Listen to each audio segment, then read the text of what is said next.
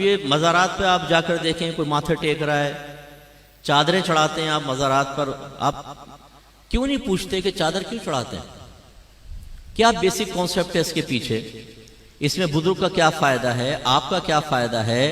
کہاں قرآن و حدیث میں لکھا ہے کہ مزار کے اوپر چادر چڑھاؤ؟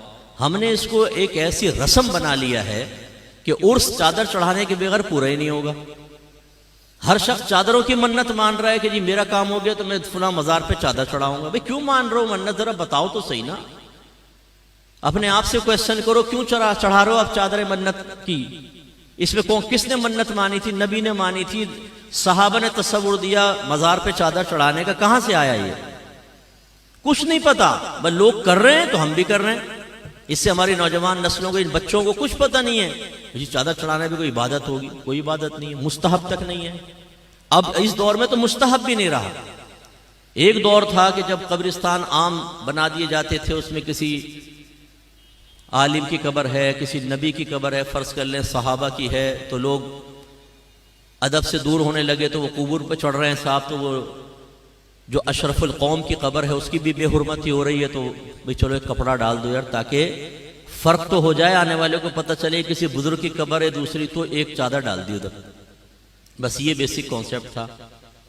پھر بعد میں جب بزرگان دین فوت ہونے لگے تو لوگ جیسے آ کر فاتحہ وغیرہ پڑھ رہے ہیں، بیٹھ کے قرآن پڑھ رہے ہیں، دھوپ پڑ رہی ہے، تو ارادہ کیا کہ قبہ بنا دیا جائے کہ عمارت صاحب مزار کے لیے، تاکہ لوگ آ کے اس کے سائے میں آرام سے پڑھ سکیں۔ اور خاص طور پہ جب سال گزرتا تھا جس کو ہم آج کل عرس کہتے ہیں، تو پھر لوگ آئیں گے، بیٹھیں گے، کثیر تعداد ہوتی ہے کہ چلو بھئی پھر ایک عمارت بن گئی۔ جب عمارت بن گئی تو جو عام قبور سے امتیاز قائم کرنا تھا وہ عمارت کے ذریعے حاصل ہو گیا، اب چادر کی تو ضرورت ہی ختم ہو گئی۔ لیکن سنی کو تو ایک نیا مشغلہ چاہیے، جو نیا مشغلہ شروع ہو جائے اس کو کبھی نہیں چھوڑے گا، اصل دین کو گھر میں داخل نہیں ہونے دے گا۔ انہوں نے کہا بھئی قبہ بن گیا، ابھی چادر کی رسم تو چلے، وہ چل پڑی صاحب رسم۔ اچھا پہلے چادریں ڈالتے تھے موٹی، کیونکہ یہ ریشمی اور باریک کپڑے تو ایجاد نہیں ہوئے تھے، وہ ہاتھوں سے بنے ہوئے کپڑے، اس میں یہ ہوتا تھا کہ کسی نے 2 چادریں ڈال دی تو ایک صاحب مزار کی طرف سے صدقہ کر دی، ایک پڑی ہوئی ماں بہن امتیاز کے لیے، فرق کرنے کے لیے، باقی ایک نہیں تھی رسمیں پہلے۔ اب صورتحال یہ جو مزار پہ چادر ڈلتی ہے ذرا دیکھ لیں آپ، ایک تو پہلے اس میں پورا لکھا ہوتا ہے کلمہ پاک یا آیت الکرسی کہ آپ اسے کسی اور کام میں استعمال ہی نہیں کر سکتے، اور یا پھر اتنی باریک ریشم کی چادر ہوتی ہے، جیسے داتا صاحب کے مزار پہ اکثر آپ دیکھیں گے کہ اس کو وہ کسی کام نہیں آ سکتی، وہ لباس بھی نہیں بن سکتا، اس کو یوں دیکھیں گے نا اس میں نظر آئے گا آر پار، اتنی وہ باریک سی ہوتی ہے۔ اور اس پہ آیت الکرسی چمکی سے لکھی ہوئی ہے نا، پہلے لکھ کر اس پہ چمکی ڈال دیتے ہیں، اب جو پکڑے وہ ہاتھ پہ چمکی، منہ پہ چمکیاں، جس سے وضو ہی خطرے میں پڑ جائے۔ اب وضو کریں گے تو یہ چمکیاں لگی ہوئی ہیں، کہاں سے وضو ہوگا؟ اور پھر آپ کبھی دیکھیں اس کٹہرے کے اندر جو آدمی کھڑا ہوا ہے، یہ جب آپ ریشمی چادر ڈالتے ہیں وہ ایک دوسرے پہ پھسلتی ہے گر کے نا، ٹک تو سکتی نہیں ہے، وہ اس کے پیروں میں، وہ آیت الکرسی کے اوپر چڑھ رہا ہوتا ہے، قرآن کے اوپر چڑھ رہا ہوتا ہے، میں نے اپنی آنکھوں سے دیکھا یہ منظر۔ اور پھر کیا ہوتا ہے کہ آپ نے وہ ڈالی، وہ جمع کرتے جاتے ہیں، پھر وہ یوں دکان پہ پہنچتی ہے نا، کم قیمت پہ دکان والا دوبارہ خریدتا ہے، استری شستری مارتا ہے، پھر دوبارہ ماشاءاللہ ہے نا، ہم لوگ آپ کا کاروبار چلانے کے لیے چادروں کی منت مان رہے ہیں کہ جی میرا کام ہو گیا میں چادر چڑھاؤں گا۔ بھائی منت کسے کہتے ہیں؟ سب سے پہلے یہ سوچو، مجھے یقین ہے آپ میں بہت کم لوگ جانتے ہوں گے کہ منت کیا ہے، کسے کہتے ہیں منت، اس کا کیا شرعی تصور ہے، بہت کم لوگ جانتے ہوں گے، کیونکہ میرا 30 سالہ تجربہ ہے، مجھے معلوم ہے کہ ہم کتنی معرفت رکھتے ہیں۔ دوسری بات، یہ چادر کی منت کہاں سے ایجاد ہوئی؟ اب ہم کہیں گے ہم ہیں نا مفتی صاحب، ہم نے ایجاد کی ہے۔ اب یہ جب باتیں ہم کرتے ہیں، یہ ہے اصلی دین جو میں آپ کو سمجھا رہا ہوں۔ ہمارے وہ لوگ جنہوں نے ان چیزوں کو پروموٹ کیا ہے، ہمارے اہل سنت میں ان کو ڈال کر ہمیں بدعتی کہلوایا، ہمیں قبر پرست کہلوایا، ان کے مقاصد کو پہنچتی ہے ٹھیس۔ وہ پیر کی شکل میں بھی آپ کو نظر آئے گا، وہ مقرر کی شکل میں بھی نظر آئے گا، وہ مصلح کی، وہ مبلغ کی شکل میں بھی نظر آئے گا۔ ان کی ناکوں میں لگے ہوئے سینسر، یہ مفتی صاحب پتہ نہیں کیسی باتیں کرتے ہیں، شاید پٹڑی سے اتر گئے۔ تو میں بولتا ہوں تمہاری چڑھی ہوئی ٹرین ادھر آؤ تو میں دیکھتا ہوں کہ تم پٹڑی پہ چڑھے ہوئے ہو یا میں پٹڑی پہ چڑھا ہوا ہوں۔ آئیں قرآن و حدیث کے اوپر پیش کرتے ہیں نا چیز کو، نہ آپ کی نہ میری۔ میرے آقا نعمت امام اہل سنت مجدد دین و ملت پروان شمع رسالت عظیم البرکت عظیم مرتبت شاہ احمد رضا خان رحمت الرحمن فرماتے ہیں کہ اگر بزرگوں کی طرف منسوب کوئی چیز ہمارے سامنے پیش کی جائے گی ہم اسے سب سے پہلے قرآن و حدیث پر پیش کریں گے.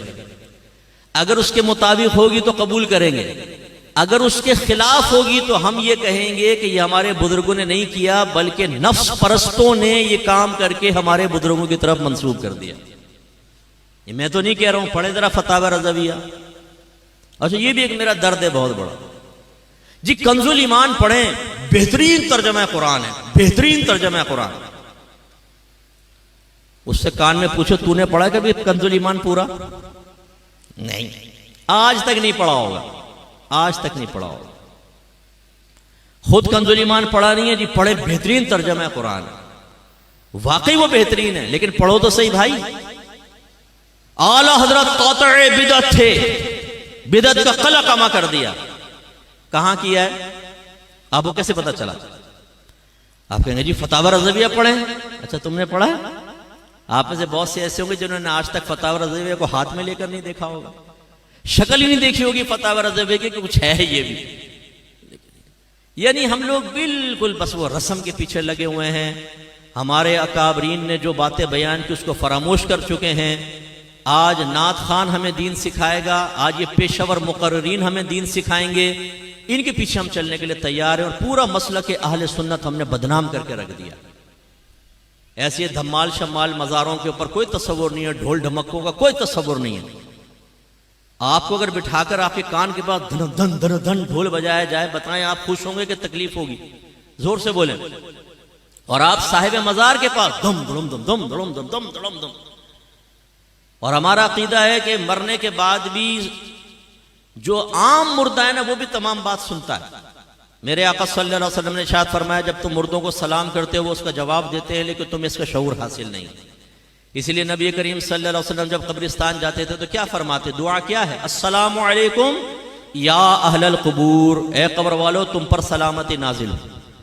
یہ نہیں فرمایا السلام علیکم یا اہل القبر کہ صرف سامنے قبر والا سن رہا ہے, نہیں, قبور جمع کا صیغہ استعمال فرمایا, تمام قبور والو تم سب کو سلام. اس کا مطلب ہے میوہ شاہ قبرستان کے ایک کنارے پہ کھڑے ہو کر جب آپ یہ دعا پڑھیں گے ہر قبر کے اندر آپ کے سلام کی آواز پہنچے گی. اتنی سماعت تیز ہو جاتی, اور وہ جواب بھی دیں گے. تو پھر صاحب مزار جس کو اللہ تعالیٰ نے عام لوگوں سے زیادہ روحانی طاقت عطا فرمائی, وہ تو کہاں تک سنتے ہوں گے, اور ان کے کان پہ کھڑے ہو کے آپ دھم دھم دھن دھن ڈھول بجا رہے ہیں. اس سے ان کو راحت سکون ملے گی کہ تکلیف ہوگی؟